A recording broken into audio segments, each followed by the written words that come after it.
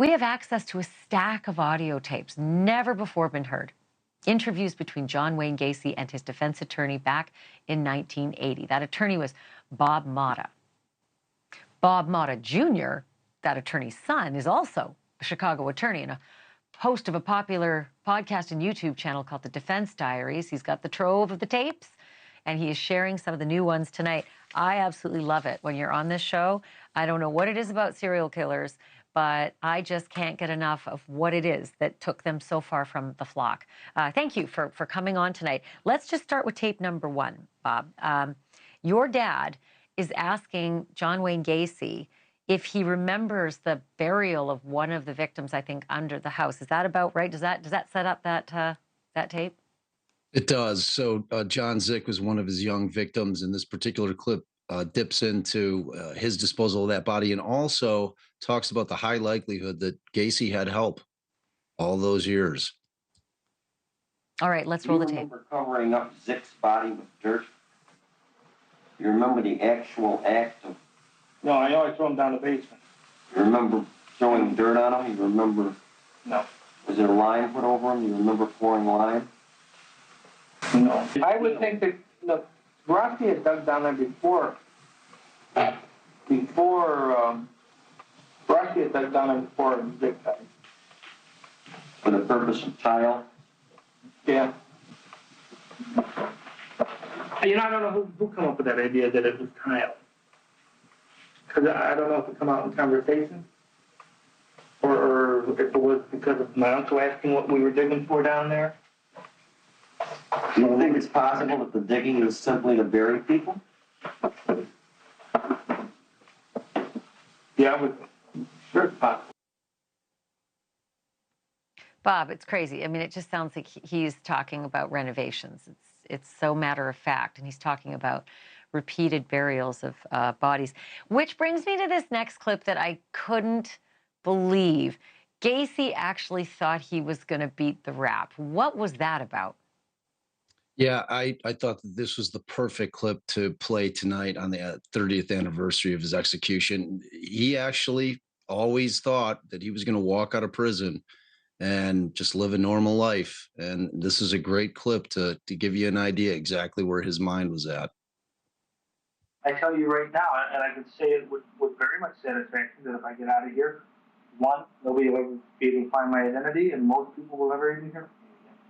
I have already, been researching what I intend to do. Money I can make myself. I'll always have a trade because I'm ambidextrous in what I know. I can go to laying bricks, I can lay floor tile, I can go back to cooking again. I could get into numerous things. The only thing that I find that I'm going to have to do is probably stay out of the public limelight, which will be hard. The only way that I'll be able to found probably work with hospitals or work with church groups, or don't get into political or law type. That's me. So the worst thing for him was that he wasn't going to be in politics or work in hospitals as a clown, or the limelight. Yeah, he was as warped as they get. He was as twisted as the human mind can possibly get. And just in terms of the way he thought is really hard for the normal person to kind of wrap their mind around. And this final clip that we're going to play kind of gives us the hope that maybe he felt some remorse at some point towards the end of his killing spree, but really what he felt remorse about was the fact that he got caught. How did you feel the next morning when you woke up and you found Gacy dead? What was your initial emotional response? Just to throw him down the crawlspace. Get rid of him. Did you question yourself as to why it was done? No. Even once you bury somebody, it was already gone. There was no feeling. Because Bob and Hank, for the most part, even like today, I don't believe I killed anybody. But yet I know I did. But insofar as being remorseful or feeling sorry for homosexuals, and even though they were younger there, what they were doing was wrong to begin with. What was trying to transpire was wrong to begin with. The only one I told you has upset me a little bit was the one with Robert Peace. So why would he be upset about one of his victims, Robert Peace? At the very end, he was aware that he had this problem. When I say problem, I'm talking about killing young men.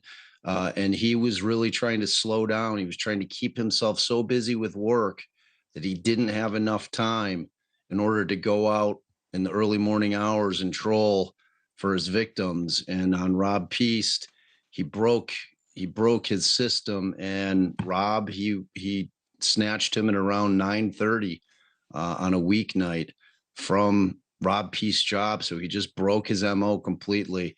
And his remorse was the fact that he got caught. It had nothing to do with feeling or having this deep regret of what he had done. The guy was just a monster. And that seems to track with some of the worst, right? They're just so sorry that they get caught, not at all sorry for the horrors they've inflicted on the victims, their families, and the rest of society who, fears this kind of thing. That is why we listen to your podcast and your YouTube channel, folks. Go to Defense Diaries. This stuff is incredible, and you just keep dropping new stuff all the time. Bob Motta, will you come back again? I keep asking, and you keep doing it, but I hope it doesn't change. Thank you for watching. Go to newsnationnow.com to find NewsNation on your television provider. And don't forget to click the red subscribe button below to get more of NewsNation's fact-driven, unbiased coverage.